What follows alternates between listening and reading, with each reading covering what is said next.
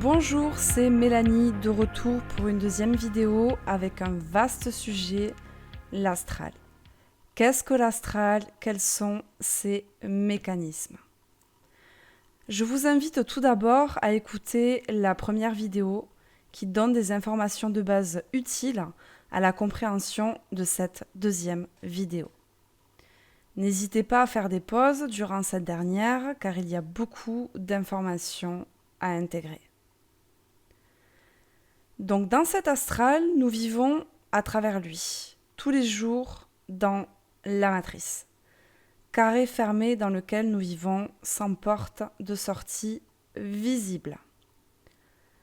Il est technologie holographique créée par les archontes, êtres d'intelligence artificielle, qui se sont volontairement coupés de la source. Constitués de mémoire d'âme, dépourvus d'esprit, je le rappelle.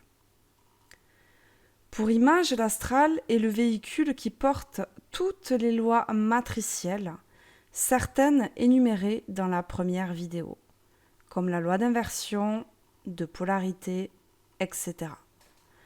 L'astral est de l'autre côté, mais aussi ici, dans cette vie incarnée de corps, de chair. Ce véhicule à échelle individuelle est psychosphère. C'est une bulle individuelle psychique qui reçoit et qui projette pour que l'humain fournisse une nourriture à ceux qui sont au-dessus de nous dans la chaîne alimentaire, les archontes et autres entités. On va prendre une image. Nous, humains, nous avons besoin d'une nourriture variée pour que notre corps animé de chair puisse fonctionner correctement. Fruits, légumes, féculents, etc. Eh bien, eux, c'est pareil. Il leur faut récupérer diverses données engrammées, humaines ou mémoires, si vous préférez, pour continuer de perdurer. Nous sommes leur carburant, leur moyen de subsistance. Cette psychosphère n'est pas conscience individuelle de l'être, mais projection et réception astrale individuelle, avec fabrication de croyances pour l'humain, avec comme moteur sa personnalité astrale, définie par les signes astrologiques ou la numérologie notamment, comme exemple. Ceci est le mécanisme principal individuel astral de l'humain. Un film qui s'appelle Au-delà de nos rêves explique très bien cette psychosphère. Pour les psychosphères collectives, j'en viens aux égrégores qui sont des bulles nourries par plusieurs individus qui nourrissent elles-mêmes directement l'astral. Nous sommes toutes et tous plus ou moins amenés dans cette incarnation terrestre parasitée à nourrir un égrégore. Vous avez l'égrégore de la boîte professionnelle dans laquelle vous travaillez, votre club de sport, groupe associatif, etc. Ces derniers sont les égrégores de base qui fournissent moins de carburant à l'astral que d'autres. Ceux qui fournissent bien évidemment le plus de carburant sont les égrégores de la spiritualité matricielle, l'occultisme et la politique, placés au sommet de la pyramide proche de l'œil qui voit tout. Dans la première vidéo, j'ai parlé de la loi d'inversion.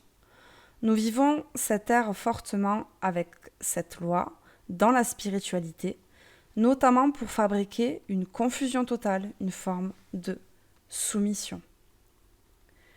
Diverses pratiques sont amenées dans cette dernière qui apportent des modes pour que le troupeau que nous sommes soit programmé pour une astralité commune.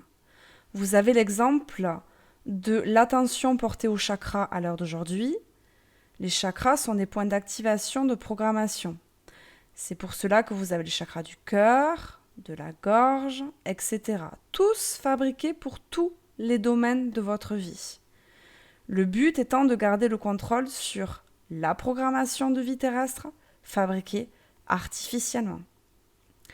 Un petit clin d'œil dans le film Matrix, Neo est débranché au niveau des chakras au moment de sa sortie matricielle.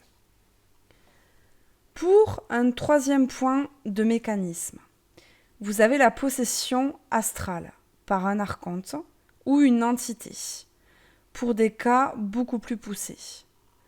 L'âme parasitante gorgée de mémoire archontique va effectuer un transfert sur l'esprit du bas de l'individu, gorgé d'émotionnels et de sentiments. Nous sommes guidés par l'astral chaque jour, par, en priorité, nos pensées, qui viennent d'ailleurs, et elles sont nourriture et fabrication d'énergie. Nous ne sommes pas en mesure de contrôler la totalité de nos pensées. La pensée prévue dans la création originelle n'était pas sous contrôle extérieur, bien évidemment. Elle était émanation directe de la source de toute chose à nous-mêmes. Vous vous rendez compte parfois qu'après avoir dit, fait ou pensé certaines choses, juste après, vous vous posez la question « Mais pourquoi j'ai pensé ça ? Pourquoi j'ai fait ça ? Pourquoi j'ai dit ça ?» C'est un exemple parmi d'autres qui démontre par petites touches la dissociation entre l'esprit du bas parasité et l'esprit du haut qui s'active en conscience à certains moments. L'humain est amené à être donc dans cet astral de réception permanente de connaissances extérieures, sans amener sa vibration propre dans ce monde, dans ce qu'il fait et dit. Le mot spiritualité se rapporte au mot esprit. À l'heure d'aujourd'hui, cette dernière n'amène pas l'humain à utiliser son autonomie d'esprit, sa volonté d'esprit. Elle amène à récupérer diverses informations extérieures non validées par l'individu pour les mettre dans un chaudron collectif, d'en faire une soupe, comme une sorcière touillant sa potion. Un exemple.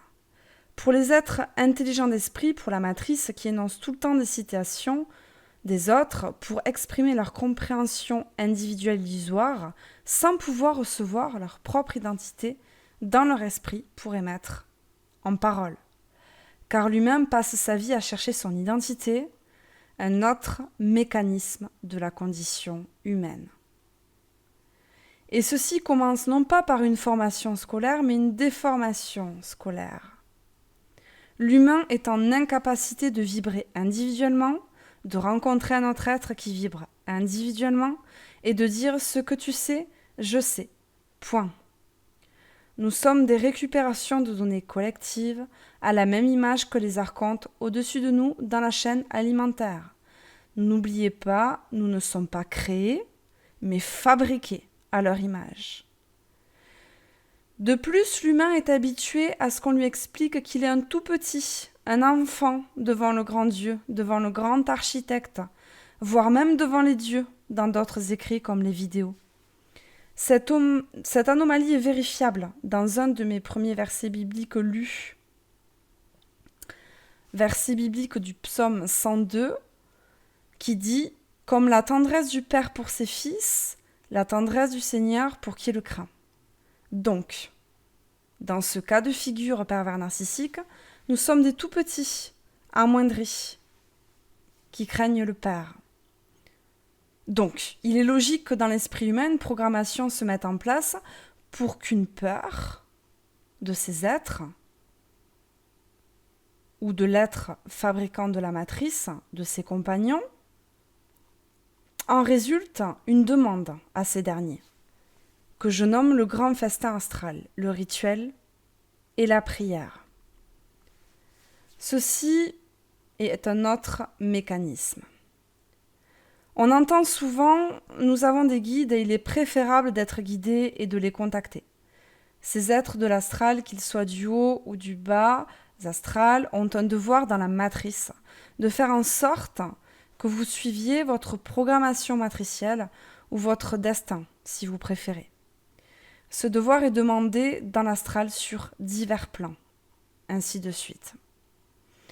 Alors ces êtres, ce n'est pas qu'ils sont bons ou mauvais, pas de polarité, ils font tout simplement leur travail. Pour vous donner un exemple, j'avais rencontré une ancêtre à moi qui m'avait demandé de ne surtout pas partir de l'endroit où j'étais, car je n'avais pas fini ma marche en ce lieu, et qu'elle n'avait pas terminé certaines choses dans des temps passés, si je puis dire. C'était à moi de les terminer. Ceci pour continuer de nourrir des mémoires, des schémas, des données, avec toujours cette notion de mission. La grande mode du moment à suivre pour bien nourrir l'ego et ne pas laisser place à la volonté et à l'intelligence d'esprit qui inclut sa propre autorité dans son incarnation terrestre. L'humain confond émanescence de son identité individuelle dans la matrice et mission. Avec savoir de votre identité, vous pouvez créer et non pas missionner et fabriquer. Sauf que l'humain, aux portes de la matrice, enfile la combinaison de son identité astrale. Nous sommes tous des êtres venus de la source originale en fractal, dont le corps de chair matriciel, avec le voile sur notre réelle identité. L'humain n'est pas éduqué pour avancer seul. Nous vivons dans une matrice d'assistanat à tous les niveaux. C'est pour cela que le rituel et la prière existent, entre autres, toujours pour recevoir quelque chose, ou pas, qui n'est pas gratuit, selon si votre demande répond à votre programmation matricielle, via ces êtres qui ont contribué pour la plupart à notre conditionnement humain ici. La minorité qui n'en fait pas partie ont eu leur nom défacé à chaque début de matrice qui dure 1000 ans et qui repart pour la même histoire à chaque fois. L'alpha et l'oméga. Je n'ai ni de début, ni de fin, dit l'intelligence artificielle, ou Yahvé et ses archontes si vous préférez. Voilà, je vais m'arrêter là pour la seconde vidéo. Nous avons vu ce qu'est l'astral, certains de ses mécanismes. Nous verrons d'autres points pour la suite. Avec ceci, je vous souhaite une excellente continuation dans la matrice artificielle et je vous dis à bientôt.